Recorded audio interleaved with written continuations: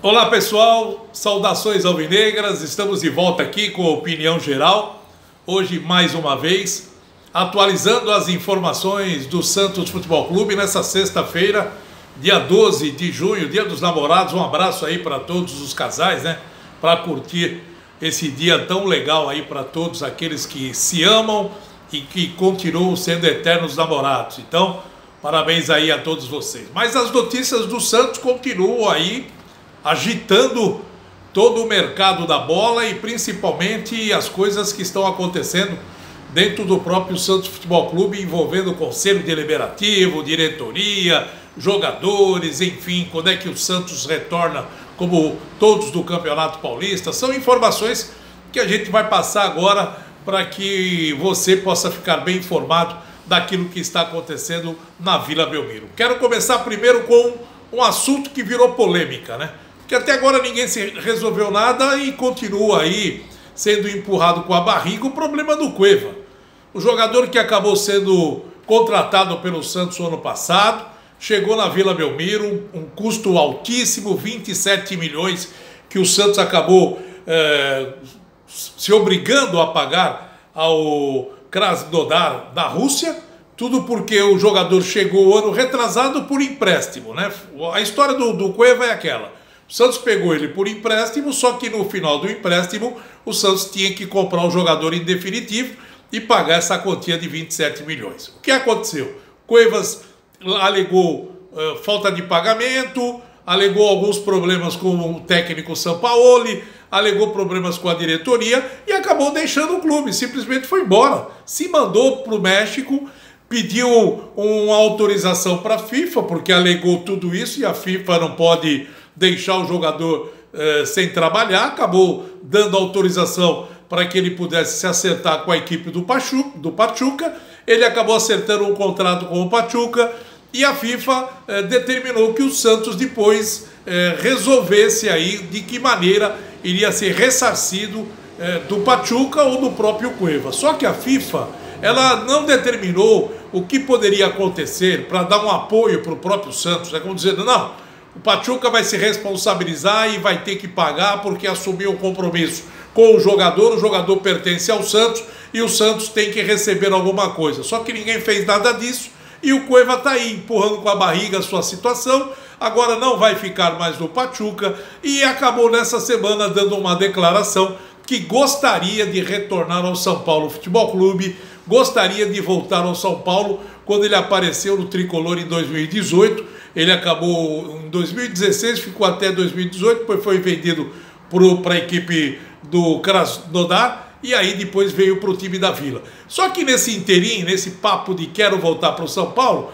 ele deu uma declaração dizendo que gostaria de voltar e que faria até um contrato de produtividade, para que ele pudesse mostrar aos torcedores do São Paulo e à própria diretoria que ele gostaria de voltar ao tricolor e jogar e dar tudo aquilo que ele gostaria de dar ao torcedor por aquilo que ele recebeu quando esteve no São Paulo. Então, agora vem com esse papinho, faça um contrato de produtividade e volta a jogar no time do São Paulo. E o Santos, como é que fica?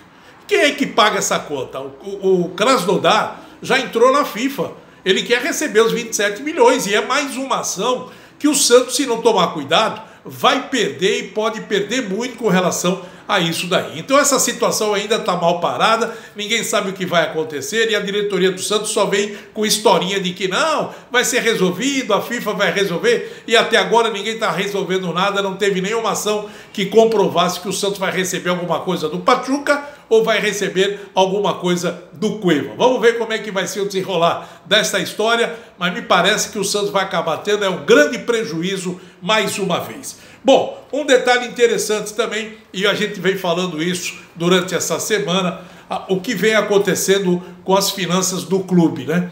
A diretoria do Santos acabou divulgando no site oficial do clube o relatório do demonstrativo do primeiro trimestre de 2020.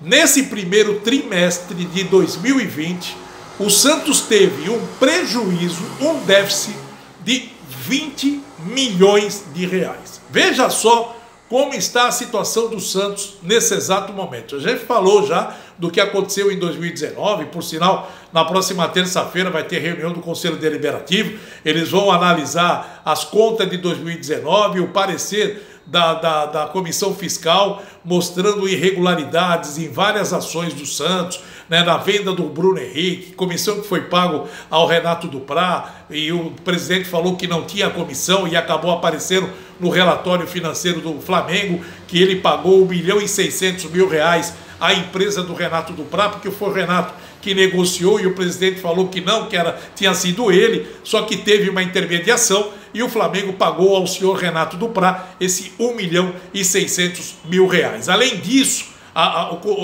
Comissão Fiscal quer saber outros detalhes com relação a pagamento de comissões a empresários, no total de aproximadamente 7 milhões que o Santos acabou pagando para empresários no ano passado. Então tudo isso vai ser analisado na próxima terça-feira. Mas se não bastasse isso, já começa a aparecer as coisas desse ano, né? Os relatórios que estão sendo feitos e agora vem essa confirmação desse. Agora, é um fato curioso. Veja só como o Santos está sendo muito mal administrado. O Santos teve esse déficit de 20 milhões e olha que curiosidade. No relatório, o Peixe destaca um superávit de 16 milhões em contas extraordinárias com negociações de jogadores. Dentre eles, o Felipe Aguilar, que foi vendido para o Atlético Paranaense por 10 milhões. O Santos vendeu 50% do passe. Os outros 50% o Santos ainda tem direito. Vendeu só 50%. Faturou 10 milhões. Esse dinheiro que entrou no caixa, fez com que o Santos tivesse um superávit de 16 milhões. Só que a curiosidade maior é essa. O Santos alega que tudo que ele ficou devendo em arrecadação, o que ele pagou e o que ele recebeu, ele gastou mais do que devia, além do que recebeu. Teve um superávit de 16. Legal. Então, automaticamente, se o Santos não tivesse tendo prejuízo em outras coisas, ele teria esse valor na sua conta, 16 milhões. Só que não. O Santos teve um déficit, porque gastou mais do que arrecadou. Gastou mais 20 milhões daquilo que arrecadou. Quer dizer, dos 16 pagou algumas coisas e ainda gastou mais 20 milhões e acabou tendo esse déficit de 20 milhões que está aparecendo agora no próprio relatório do time da Vila. É umas coisas que a gente está vendo que a situação acaba se complicando a cada dia, porque ainda o caso do Aguilar foi parar na FIFA também, porque o Santos está devendo para a equipe do Atlético Nacional da Colômbia.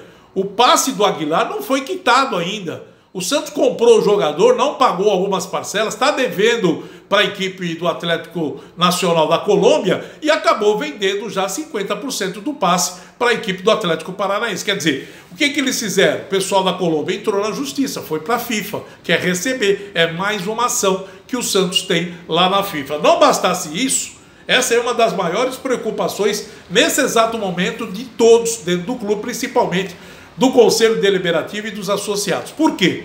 Porque o Santos está com várias ações agora na FIFA.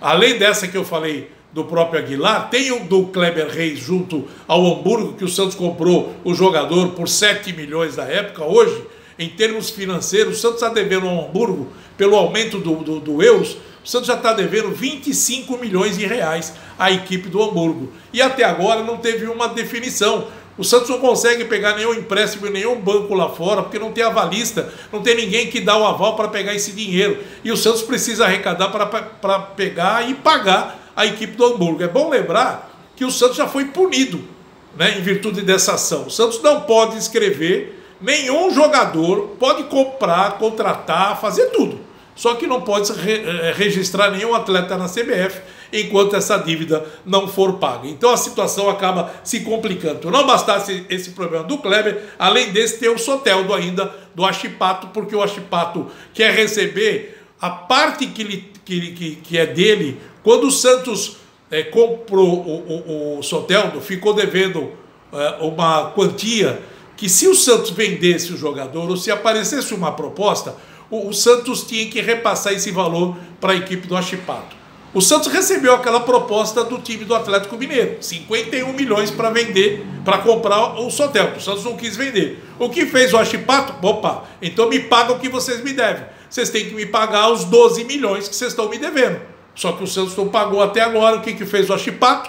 FIFA, processo na FIFA, mais uma ação na FIFA. E agora, esse problema do Cueva, que também é mais um imbróglio que está na FIFA, e daqui a pouco a equipe do Krasnodar vai querer receber e o Santos vai ter que se coçar para poder receber, arrumar dinheiro e pagar esse povo todo para não ser punido. Porque é bom lembrar que o Santos já foi punido com o problema de inscrição dos jogadores, mas pode perder pontos como perdeu o Cruzeiro já no Campeonato Brasileiro. O Cruzeiro vai entrar já no Campeonato Brasileiro da Série A2, já com 6 pontos a menos. E isso pode acontecer com o Santos, se o Santos não resolver esse problema com a FIFA e quitar aí, principalmente, essas pendências que já estão mais adiantadas, no caso do Kleber Reis e também do próprio Soteldo, agora que a FIFA já deu um prazo para o Santos resolver. Agora o assunto volta ao futebol, né?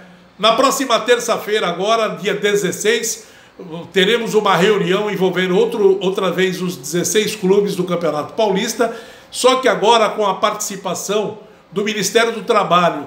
O Ministério da Justiça do Trabalho estará presente nessa reunião para fortalecer a situação com relação aos clubes e aos jogadores, comissão técnica, treinadores, para dar um respaldo para que não haja no futuro ações contra os clubes, os jogadores ou a comissão técnica, os treinadores, alegarem que voltaram ao trabalho de forma precipitada, algum problema que pode ocorrer daqui para frente. Quer dizer, a própria Justiça do Trabalho quer resguardar os times, quer resguardar as equipes para que não haja nenhum tipo de problema a partir da volta do Campeonato Paulista. Agora, o Campeonato Paulista só vai voltar do momento em que todos os prefeitos, todos eles, no caso os treinamentos, né? Porque eles vão começar a fazer os exames e aí as prefeituras vão falar, não, pode voltar os treinamentos, a cidade está liberada.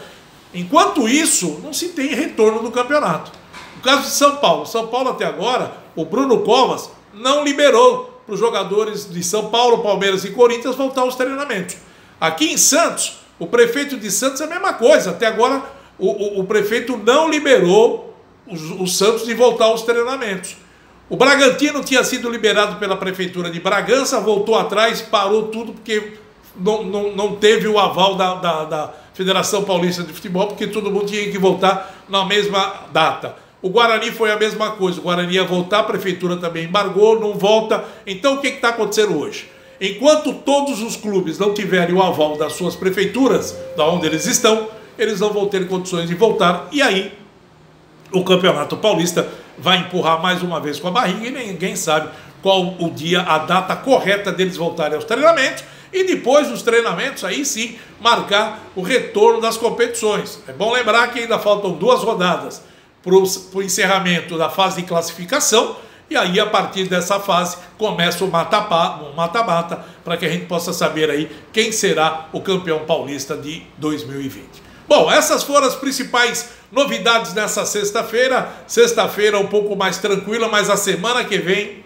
o bicho vai pegar na Vila, principalmente com relação a essa reunião do Conselho Deliberativo, porque pode marcar uma ação de impeachment do José Carlos Pérez. Pode marcar a punição do presidente do Santos e toda a sua diretoria, porque as contas de 2018 já foram reprovadas. Se a de 2019 for reprovada também, o Conselho aceitar o parecer da Comissão Fiscal e as contas forem reprovadas, porque ainda tem a alegação do presidente, vai ter que se manifestar com relação àquilo que a Comissão Fiscal está alegando, então eles vão ter que mostrar documentos, provar que não é nada disso.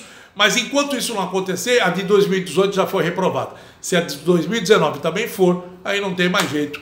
O impeachment vai cair na cabeça do Pérez, só que agora é afastamento. Todo mundo é afastado e aí começa todo um processo de impeachment e o presidente do Conselho Deliberativo é que assume o Santos Futebol Clube até o final do ano. Porque esse ano vamos ter eleições em dezembro para escolher quem será o futuro presidente para o triano, três anos de presidência agora, né? Então, vamos ter 21, 22 e 23 é que o novo presidente do Santos vai mandar e vai tentar colocar a casa em ordem. Beleza pura? Um ótimo final de semana para todos. Segunda-feira estaremos de volta aí com mais uma opinião geral, colocando em dia todas as informações do Santos Futebol Clube. Um abraço, fique com Deus, até segunda, tchau!